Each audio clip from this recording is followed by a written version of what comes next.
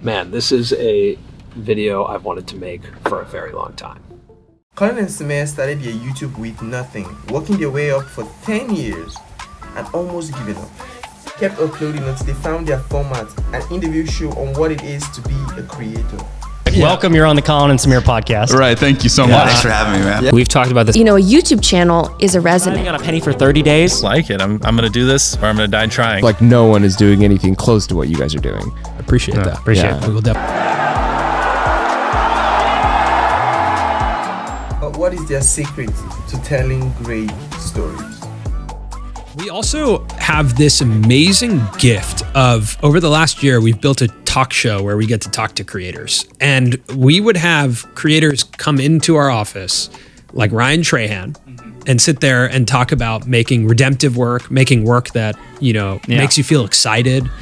Then we'd have Hassan Minhaj come in and talk about, not feeding into the algorithm and being an artist. Every week you get inspired by the people you're making a show with. And you're also cutting the interviews, like you guys know, spending time in these interviews where we actually are rewatching these sections where the person on the other side, even Tommy Innit was like profound when he came in and spoke to us, and hearing and making sure like a lot of these people are preaching this value of like really being true to yourself as an artist on this platform. I think transformation is like at the top of that, right? Yeah. Transformation of characters, transformation of audience, transformation of like self, right? And so like transformation only comes through if we're actually bringing emotion forward. We look at our show as an educational show because that's transformation. You started over here without the knowledge, you end over here with the knowledge. So are we articulating this curriculum properly?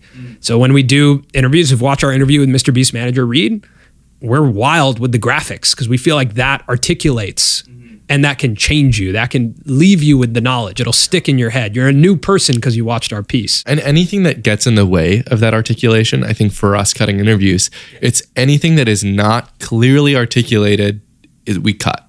Everything. I feel like for me, I don't want stakes that aren't real, and I don't want redundancy unless it's intentional. And that's like a big part of when we're cutting anything, I think, is like, is this redundant? If so, is it proving an extra point that we left it in? I think there's a really clear difference between redundancy and repetition. And repetition is a tool, redundancy just gets in the way. But I think how nimble we are as YouTube creators is like, let's go out and see. And that was not a crew, right? That was me and Colin with 2 EOS Rs. Like that's what we did. And then we came back with it. And so I think like being a YouTuber or a web editor is a lot of like, let's see what we got and let's make it in the edit. And that is a little bit different. I think that's probably changing now where, now you have a lot more risk in what people are spending on videos. Yeah. But I think the goal for an internet creator is to keep your cost of production at zero, as close to zero as possible, so that your opportunity to create, change, toss something out is like, you feel good about it. I think the challenge or the thing that I've recognized is like the incentive structure for creatives has changed a lot on YouTube, right? Yeah. And Colin and I both read this book recently, Atomic Habits, and it talks a lot about how habit building happens in humans. Yeah. And they talk about 4 key things, which is like the cue, craving, response, reward. And I thought about it in the context of being a creative, where like there's an artistic feedback loop. Yeah. Where the cue is like, I have an idea. The craving is, I want to express this idea. Yeah. The response is, I make something. The reward is, I set it. The algorithmic feedback loop is very different. The cue is, that video got 1 million views. The craving is, I want 1 million views. The response is, I'm going to make something pretty similar to that video. Yeah. The reward is, I got 1 million views. And that's why we're seeing the thumbnails that look exactly like other thumbnails, because that's an algorithmic feedback loop, because it's reinforced. It's validated when it works. The craving I had was for the views, not that I said it. The reward of an artist is that I said it. Right? I got it out. I expressed it. It came out of my mind onto the page or onto the timeline. That's the reward. And that's the opposite of responding to the universe. What the universe gives you when you turn on the camera. And so I think that's what happened is like on the algorithmic feedback loop side, I want to make it exactly right so it gets the 1 million views. I don't really care if it has that character defining moment unless that supports my craving for the views. Yeah. And I think that's even in some of the conversations I'm having with creators, it's such an odd thing when they're the subject and they're like, how can I make a more character-driven piece? It's like, well, go live it. Yeah. And I think the people who do that really well are like Thomas Bragg, Amar, like these guys, when the cameras are off, they are those dudes. They go live those experiences. So when you add the camera, like they're actually those characters going through that change. I also think it's about building trust with the audience. When I watch a video from Thomas, you look at, currently as we're filming this, he's in Africa right now. The most recent one in Somaliland that I've watched, it's pretty joyous the whole way through. There's no like fake tension about how like maybe it was dangerous or he this or that. But the one before it, he actually had to flee the country that he was in, right? And if he had just repeated that format, I wouldn't believe what he's telling me or the stories that he's telling me. Like I have to know that when he visits somewhere, he's going to authentically show me the experience that he had, whether it was joyous, terrible, somewhere in the middle. When creators just respond to the algorithmic feedback loop, they don't really have that trust. There's no like emotional connection. Another creator would do that where like they would have to flee the country and probably got like high retention, a bunch of views, and went, oh, I need to do that again. Yeah. That's the dangerous lesson that the analytics can have. We work in loops. Like the human mind works in these feedback loops. So I totally think it's a lot of work to not dig into that. Like I'm not saying we're not victim to that, right? Oh, like we live in our analytics. We look at stuff that works for retention. But what's funny is I was texting with you about this. Like Logan with Impulsive, I think Impulsive is a very entertaining, fun show. They started adding these like super cuts about the guest in the beginning. Guys, our guest today is a television icon, Rob Dyrdek. My brother modeled the Team 10 house after the Fantasy No, Factory. look, he met with me and it was like, I'm gonna be a billionaire. You gotta come down here. I was like, bro, I'm not going to the Team 10 house. You know what I'm saying? And I'm a fan of Impulsive. Yeah. And I started watching and I was like, that supercut is too much. And then I was like, wait, we do supercuts. Yeah. Is it too much for an audience to like ingest this intense story about the guest? When I clicked on the video, my expectation was just to watch a fun conversation between them. And that made me look, more from just an audience member and a consumer rather than from the data. Because we make that decision based on like, we're able to keep the viewer longer when we do that.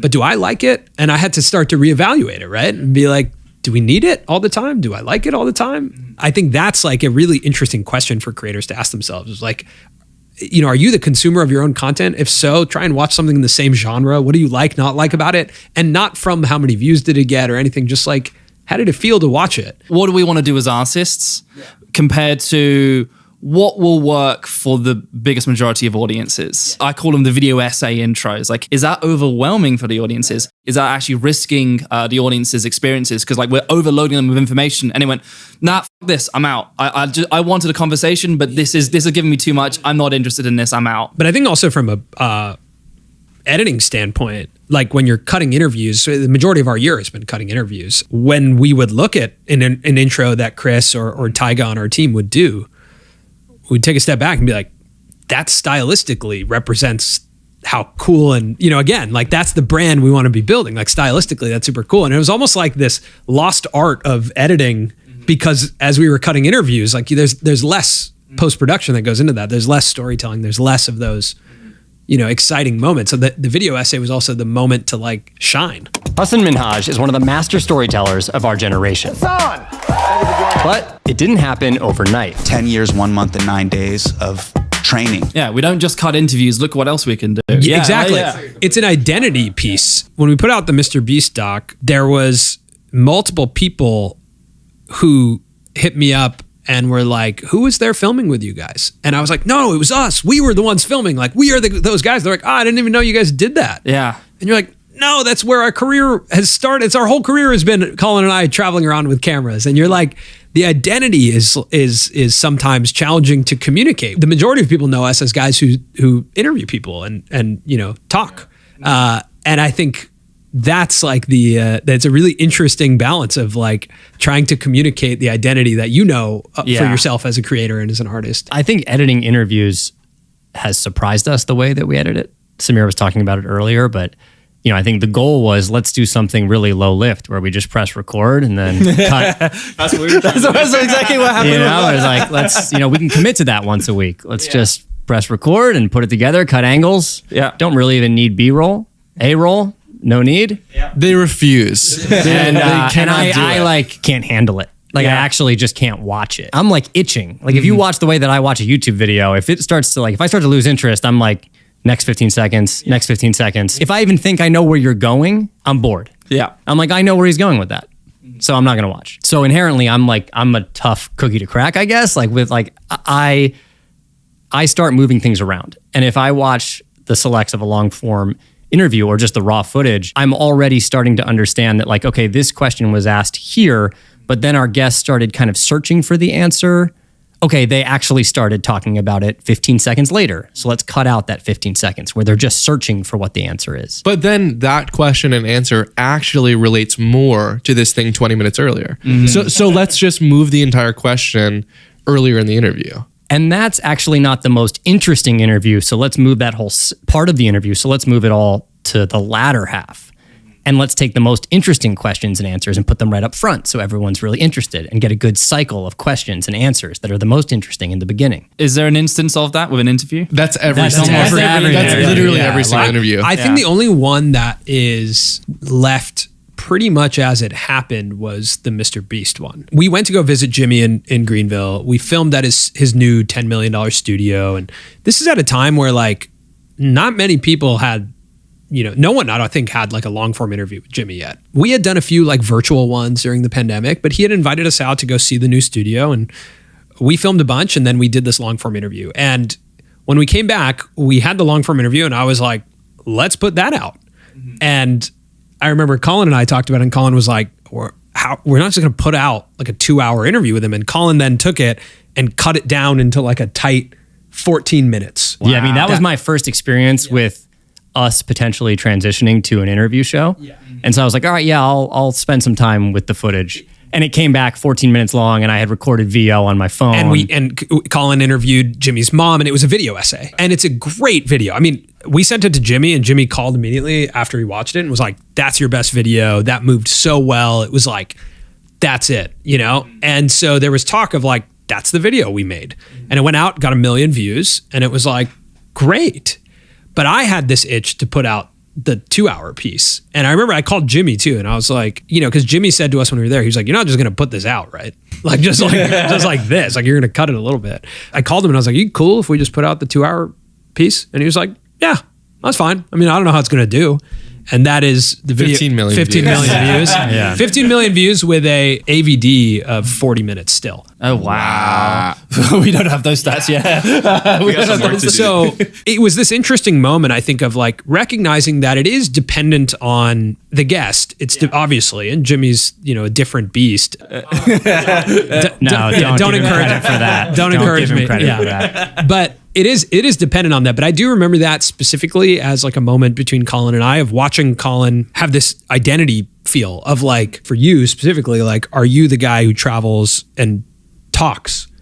And then we just put that out. Like the performance is the thing, or is the editing the thing? Is that the craft? What's the craft? Is the craft the conversation or is the craft the how post? You shape it? Yeah, I've had to build some self-worth or an appreciation of self in terms of like my performance of how I speak, the questions that I ask, how prepared am I, and still retain a little bit of the editing. Like, again, like we do over edit. I don't know if it's over edit, but we edit our interviews in a very unique way. It's about respecting the audience's time, but also making sure they get the most amount of value. Like, I'm not saying we're not going to put out an interview that's an hour and 15 minutes long. We do. It's just that it started at 2.5 hours. And it's rearranged so that it is the easiest possible consumption. Everything makes sense. Stories are aligned in certain ways to make it transform you more.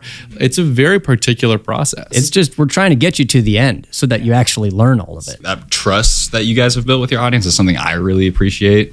And I really resonate because I know that if I'm going to see a Colin and Samir video that pops into my feed, like, I may not know who the guest is, but I know that I trust you enough that you've cultivated a great conversation. So I think that trust is like one of the things that I personally admire about you guys. Our roots are in documentary. So like when we're editing an interview, we're thinking about it as a mini documentary about that person.